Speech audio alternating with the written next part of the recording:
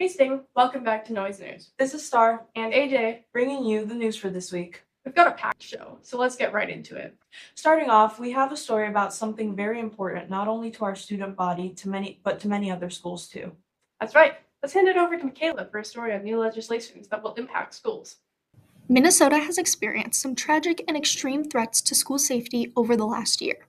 In reaction to this, Governor Walz has presented a new bill to Congress, which is currently in committee. Spectrum students are considering what this could mean for students and schools. Unfortunately, it won't cover every scenario. So it has to be adaptive, and it has to work around different possibilities. And especially with just some increased violence in schools, specifically in Minnesota, I just think it's so important for people to be able to grow up and have that access to education that's so important.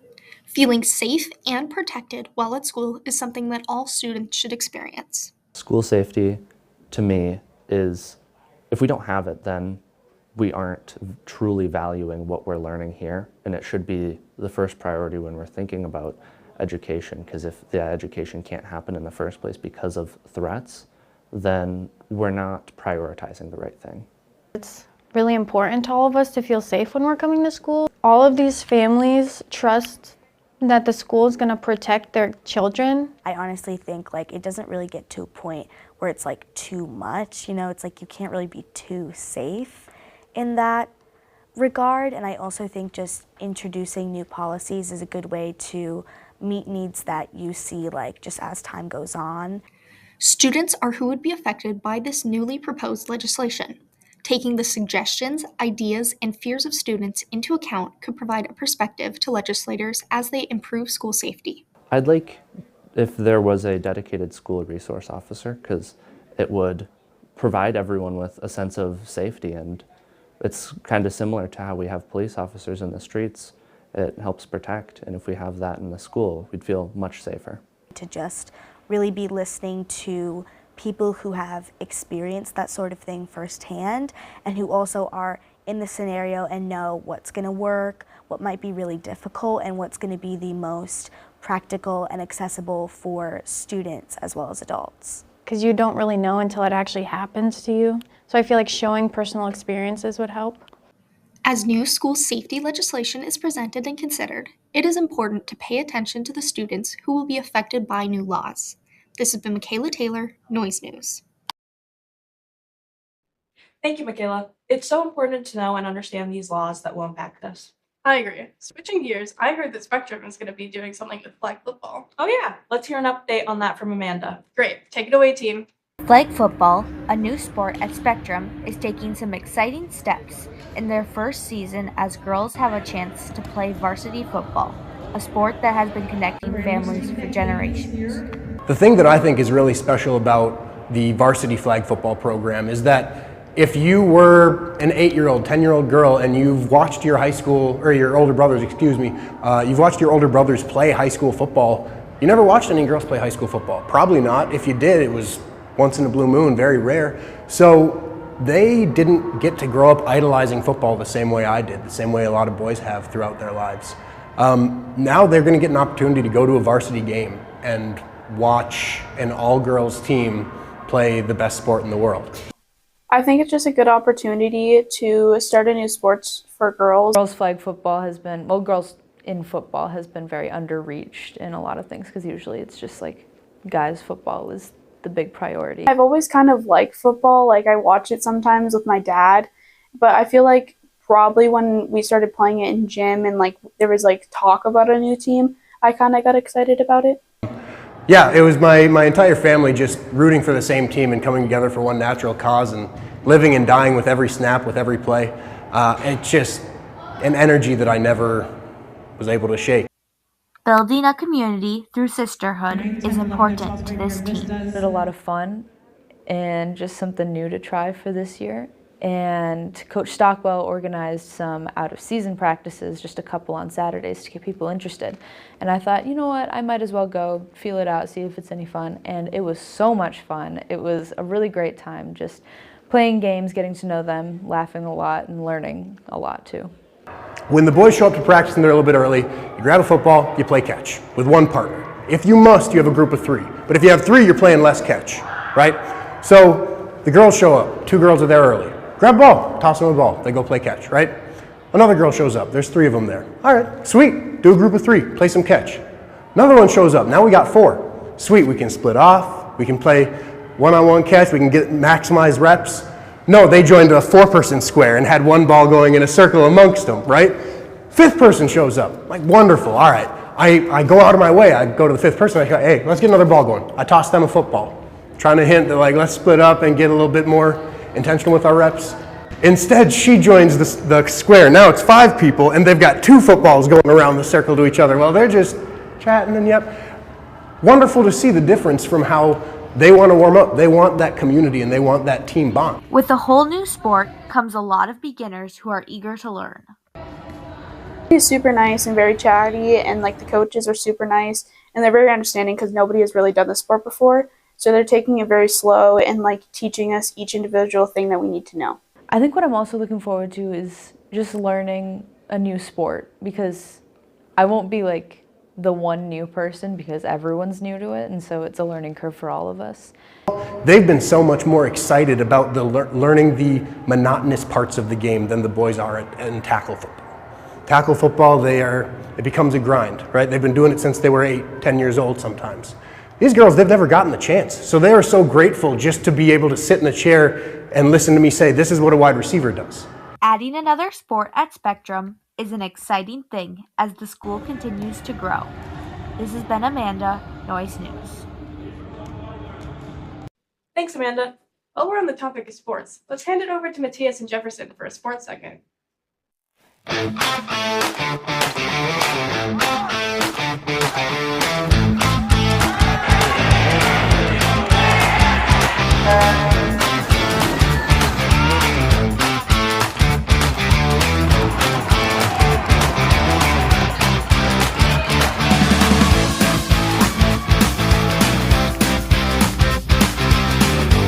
Hastings, I'm Matthias. And I'm Bryce. Your sports anchor. With the winter sports concluded, there are not much sports going on this week. Where are they? Bryce, do you know about any events happening this week? Let's just say it's your lucky day, because I do know. On Saturday, March 21st, the boys and girls of varsity track and field will have their first meet at the University of Minnesota at 2 p.m. Schools against are yet to be determined, but we wish them the best of luck in their first meet and the beginning of the season full of record-breaking. We cannot wait for the other sports to start too, and we'll keep you updated with any important information about the games. Man, I feel like I'm forgetting about something that I wanted to show you guys. Bryce, since you know everything, do you remember what it was? I do. We actually have a quick recap of everything we saw during this past winter season.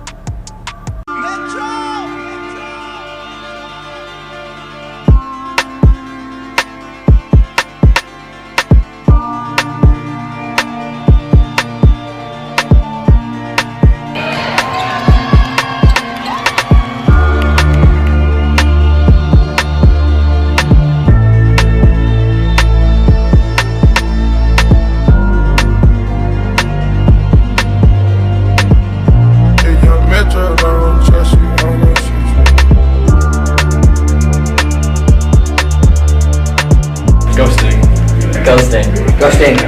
Ghosting. Ghosting. Ghosting. Ghosting! Ghosting. Wow, that was almost heartbreaking, but not as heartbreaking as how the Viking season ended.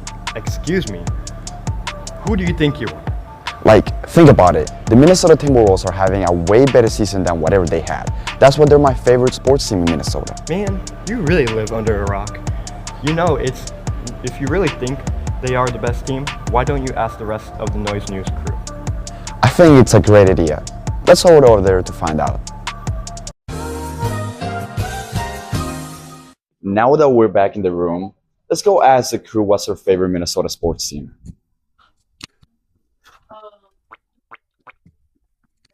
Two hours later. Gabe, what's your favorite Minnesota sports team? I'll say the Wild. Michaela, what's your favorite Minnesota sports team? The Wild. What's your favorite Minnesota sports team? The Wild. What sport is it? Hockey? Good answer. Jefferson, what's your favorite Minnesota sports team? Timberwolves. Sorry. Jonathan, what's your favorite Minnesota sports team? I would have to say the Timberwolves. Naomi, what's your favorite Minnesota sports team? Vikings. Guys, what's you guys' favorite Minnesota sports team? The Vikings. Wilds. The Wilds. Hayden, what's your favorite Minnesota sports team?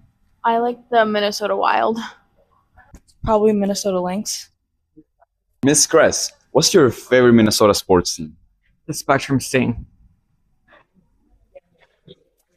We got school spirit right here. Well, as you can see, there's a variety of options. Some of them said Wild, a little bit said Vikings, of course, and most of them said the Timberwolves. But we'll take it back to the gym now. 2,000 years later. Well, at least everyone has their own different opinions about it. That's true. Well, that's all for Sports Today's thing. I'm Matthias. And I'm Bryce. Stay active, stay competitive, and we'll see you next time. Thanks, sports crew. Hey, speaking of sports updates, have you heard any update on wrestling recently? Well, I did hear that recently they went to state. Oh, really? Yeah. Let's hand it over to Vincent to hear about it.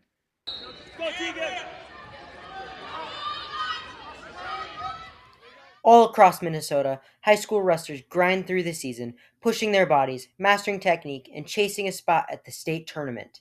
It feels crazy, a little unreal for sure, because it's the first time that we've had girls go to state. So there's also that.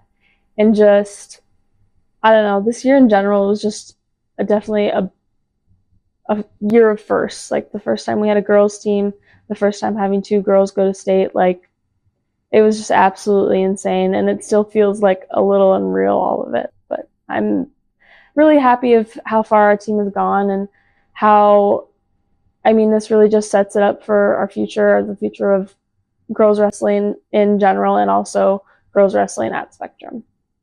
It's a sport built on discipline, heart, and the will to improve, especially for a brand new program. In their inaugural year, Spectrum High School's girls wrestling team achieved a major milestone. 2 athletes qualified for state. We were at the section tournament to qualify for state back in mid-February, and we had Tegan Erickson at 112 pounds in the girls division, won the section, which was a highlight for her. She had placed, I believe, 4th was the highest in her past, and she took first. We knew she was going to state, and then we had Faith Lindahl from PACT, who was on our team as well at 124 pounds, and she lost to the number 1 seed in the section, and then she pinned her, and so she qualified for state as well. So it was exciting because we have never had a girl qualify for the state tournament. We have had boys in the past, but it's been a number of years since we've had a state qualifier, boy or girl, from Spectrum. But this year we had 2 girls, and it was exciting. At the Xcel Energy Center, Tegan Erickson and Faith Lindahl stepped onto the big stage. The state tournament was really exciting. We got down there on Wednesday night and got everybody registered and whatnot. And then Thursday morning, Tegan wrestled her first match of the state tournament, won her first match, which was great. And then Faith also won her first match. Tegan was eliminated after she lost the next 2, so she did not place in the state, but had a great year. Faith, on the other hand, she won her first one, won her second one, got into the semifinals, and lost to the number 1 ranked girl in the state. And so that put her in the wrestlebacks to go for hopefully 3rd. She made it all the way back, beating a number of really high-ranked girls, and got to the point where she was going for 3rd place and lost that match to take 4th. So she exceeded everybody's expectations, and we're just really proud of her. She did great. Then when you walk out on that floor for their first matches, the energy in the Excel Center is so exciting that, I mean, it's almost instant goosebumps for the wrestlers and for the coaches as well. Tegan shared how she approached the big moment and what it meant to her. Going into state, I kind of just had to think like, oh, this is any other tournament. Like, I can't stress myself out too much thinking it's going to be like in a big arena, because it was. I just was like, just another kind of tournament. Like, first of all, getting to wrestle at the state tournament is crazy. Only so many people get to do that. So the fact that I got to was amazing. This is Vincent with Noise News. Congratulations to Tegan, Faith, and all the other Spectrum wrestlers. Go Sting.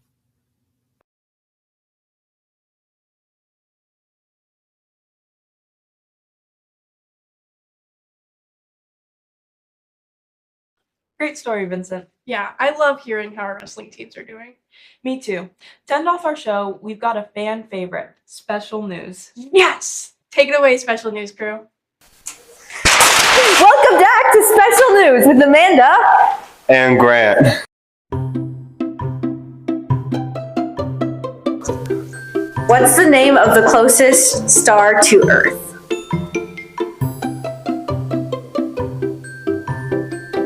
Venus?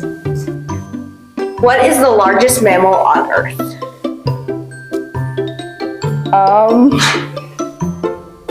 I don't know. Which bird is known for its ability to mimic human speech? Parrots. It's a wide variety though. What is the largest land animal? Definitely a beached whale. What kind of tree grows acorns? I don't know.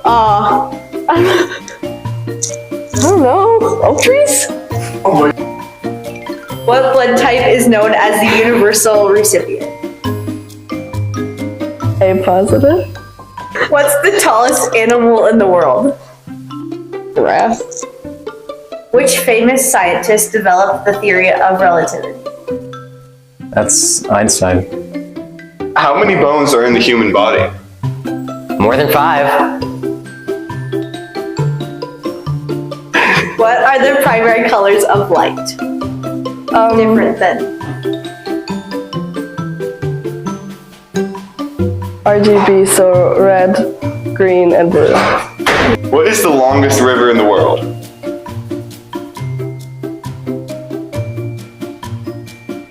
Nile. Thanks, team. Well, Sting, that's all the news we have for you this week. This has been Star And AJ, keeping you in on the noise.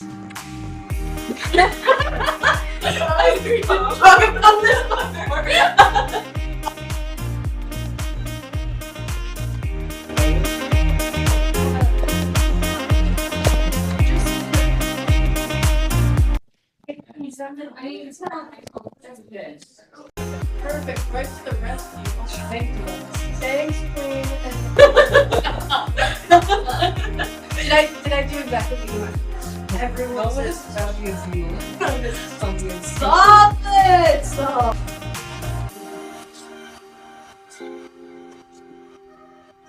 So mine is actually not. Okay, Bella.